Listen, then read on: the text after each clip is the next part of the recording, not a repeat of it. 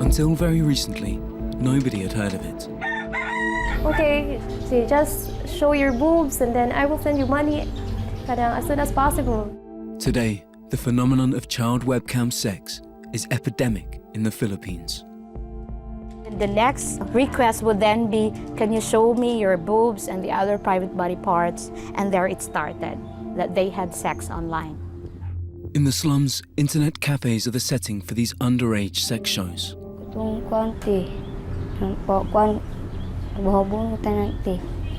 vond het walgelijk, walgelijk. En ik maak me ook zorgen om de gezinssituaties daar.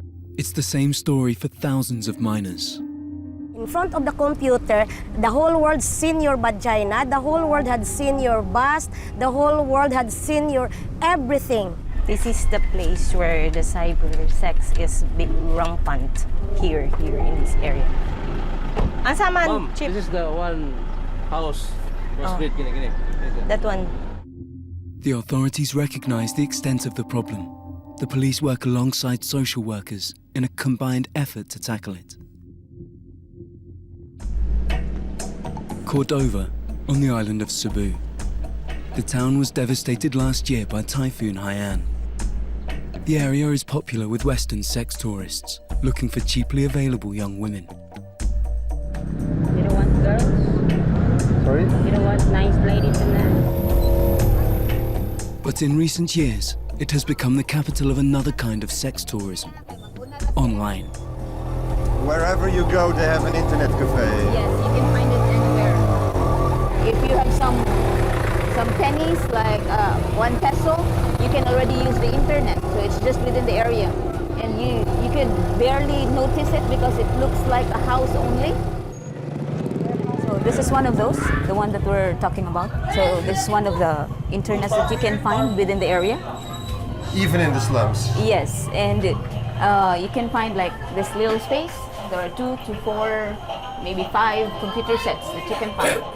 You don't have privacy over here, so here it can't be done. Or how do they do that? Sometimes they put some curtains. Then they do their thing. Yes. Here, children sit in front of webcams, while men on the other side of the globe entreat them to perform sexual acts. If they comply, they are paid, exploited at a distance.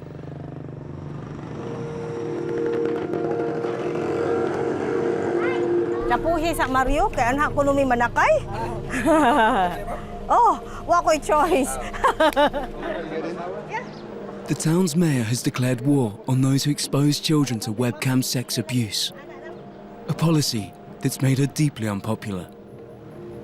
Only under police escort can she venture out into the neighborhoods. I need police protection because they think it's a raid. They do not want that they will be put to jail or whatever, because precisely if there's a raid, then jail, you go to jail. So that's the reason. That's the reason why you have police protection now? Yeah, of course. The mayor takes us to some residential areas where there has been a lot of police activity. I used to be very popular here. Yeah. But with what I'm doing, going against child cyber pornography, they don't like me. Tuan naman sa jail. Wala na. That is the house? All around, you can see internet cafes and houses filled with computers. What triggers most at the time when I really tried to do my research was that 80% here in Cordova is internet connected. So 80%. And it turned out that many people, it's really for business. Nganong wa mo nang eskwela? Wa may klase. Okay. Ugma na Oh. Sige ha. You want to see the house of the noted queen of cyber pornography.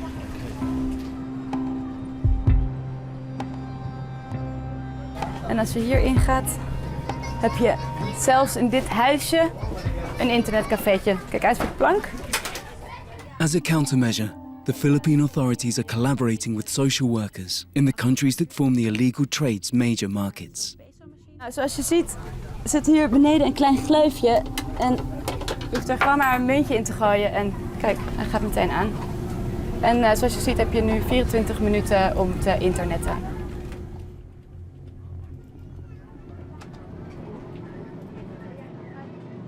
Ja, het is echt een industrie geworden. Though there is no physical contact involved, the effects of webcam sex on children are dramatic. Wat de belangrijkste conclusie van het onderzoek is dat je zag dat de kinderen eigenlijk seksueel gedrag gingen vertonen wat helemaal niet bij hun leeftijd paste. En dat mechanisme, dat is hetzelfde als wat je ziet bij kinderen die slachtoffer zijn van prostitutie, kinderen die slachtoffer zijn geweest van seksueel misbruik. En daardoor zie je heel duidelijk dat ook al is het voor de webcam, ook al is er misschien geen direct fysiek contact tussen de dader en het kind, nog steeds heeft het echt extreme gevolgen op het gedrag van het kind. According to those working with the victims, the problem is spiraling out of control. Every child appears to know somebody who earns money from it. Ordinary children who are in school and also wanting to access easy money are also, exploring themselves to experience this cybersex and pornography. And then, of course, plus the parents tolerating some of the children to engage in this particular trade, it can be an epidemic. Nakuyawan na kwan na uwaw. Muti. Asa ka na uwaw? Asa ka na uwaw? Sa ano ko nalaw, kita na ko panalawas ti. Sige, so, ingani na? Nakita na yung forma? Teen Dreamers Home is just one of many shelters for children and teenagers who become victims of webcam exploitation at a young age. Here, they tell stories that parents should never have to hear. Itong kuwan to jud yung konti yung penis. Muti. Doko ato. Di siyam kuwan. Pao nga akong kuwan ti. Hindi mo noon ti. Bastos kayo. Yan. Pagka na siya yung umuyang kuwan ti bang. They show to us their kuan they show to us. Ya, kanang kuan. Luod kayo sanan pero maanad naman pug ka kay kwarta man. Di buhaton jud yung tanan para sa kwarta. This part of the center houses the very youngest victims. The youngest client that we have now in the Teen Dreamers Home is 5 years old. She is 5 years. 5 years old. Yes. She is exposed to cybersex. Carers from the center scour the surrounding neighborhoods on a daily basis to identify vulnerable children. It's often their own parents who encourage them to participate in webcam sex. They really encourage their children to engage into cybersex and pornography because there was no physical contact. So somehow it gives them the justification. Okay, if both of you would lift me up. 1, 2, 3. Ah! Thank you. The mayor takes us deep into the neighborhood. And you can see how adjacent the houses are. If you notice, it's very difficult to do some raids. Local residents complain that the mayor is harassing parents. The first raid was done here. Now they are in jail, the parents. As the children, they are in the center. Because they were accused of Child cyber pornography. Okay. And that was all being done in this house? Yeah, it was done in this house. What did you see? The children, including the mother, who was into cyber pornography. It was 3 children, all girls, I think age 11, 8, and 3. The youngest was 3 years old. And then they were so casual, they were just playing naked. Were you shocked when you saw it? Of course, because I thought it was just hearsay. And here is the only evidence that I need. So it was really true that it really exists. Her battle against child webcam sex began here. She's implemented extensive measures to safeguard children. All computers must be registered, and there is a curfew in effect. Yeah, we have curfew. Minors are not allowed to roam, to loiter, to wander in any public places here from 11 o'clock in the evening up to 5 o'clock in the morning. But all such efforts will be doomed to fail unless the perpetrators themselves are dealt with. Ik doe mij op dit moment voor als een 10-jarig Filipijns meisje. En ik heb op dit moment op deze website 1, 2, 3, 4, 5, 6, 7, 8 mannen. En ze willen allemaal met mij webcammen. Ze weten dat ik 10 jaar ben. Dit zijn perfecte plekken voor criminelen om hier kinderen online te zetten. Want hier wordt gewoon niet gecontroleerd. Want je zit hier nog maar net op en er duiken allerlei mannen op af, hè? Ja, dit gaat in een enorm tempo. Eigenlijk is het op de tekentafel bedacht, of aan de koffietafel, waarin we eigenlijk zien dat we steeds meer slachtoffers komen van webcam-seks met kinderen.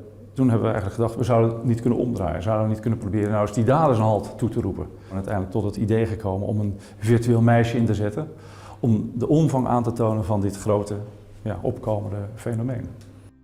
Anonymous operators from the organization Terre enter online chat rooms in the guise of a teenage avatar, Sweety.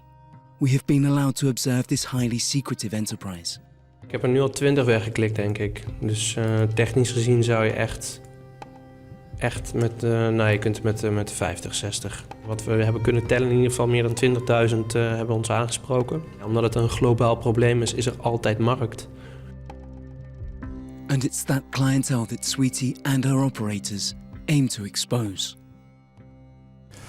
Dat mannen in het Westen zich moeten realiseren dat dit niet zomaar kan, dat het strafbaar is en dat wij ze volgen.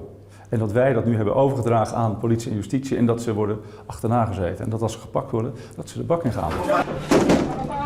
The Philippine police have set up a special unit to track down the proprietors of internet cafes used for the staging of underage sex shows. We get a tip-off about a Dutchman suspected of recruiting children for intimate web chats. From this house, the suspect known as Barty, along with his Filipino partner, ran an internet chat room staging underage sex shows every night. The girls were told they would be doing housework. According to the girls, they disclosed that they have to put off their clothes and then they have to stay in the computer until 3 o'clock in the morning, and they are not allowed to talk to anybody else around, and they are not allowed to go outside anymore. The children were housed in the middle of the countryside, some distance from the nearest town. We're approaching the house of the Dutch national. This is it. This is the house. The police responded to a call from a concerned teacher. Nagkanda kami ng surveillance kasama yung Women's and Children's Protection Desk Police Officer namin na nagkanda ng surveillance dito sa area. Tapos doon nalaman namin na sa umaga may mga computers dito. Pag sa gabi may mga illegal activities sila na ginagawa. Tinatakpan lang nila ng kortina na kulay pula dyan sa labas. So that nobody could see it? Yes, para hindi makikita yung sa labas na ganun nangyayari sa loob. So, yun ang naging basihan namin para mag-apply ng search warrant. The Dutchman reacted very wild, angry, and shouting to the police and also denying the allegation of his illegal activities. But that was very difficult because he was caught red-handed. Yeah, he was caught with those customers online with the girls and also with the presence of all those computer units used on those illegal activities. The computers were confiscated as evidence and sent away for examination. Titingnan natin yung mga ebidensya na nakuha namin doon sa pagkandak ng raid. Halimbawa ito yung computer na naka-open pa. Tsaka sa kasalukuyan silang nag-online chatting sa ibang linya sa mga foreigner din. Doon sa... You can see the foreigner here. Yes. Yung mga naka-online naka-online na mga customers sa cybersex. So this is the Dutchman and his live-in partner, Melody. Pending a trial date, Barty is being held in this detention centre.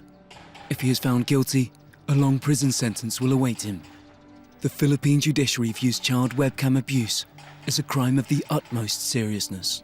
So that's national should die in jail.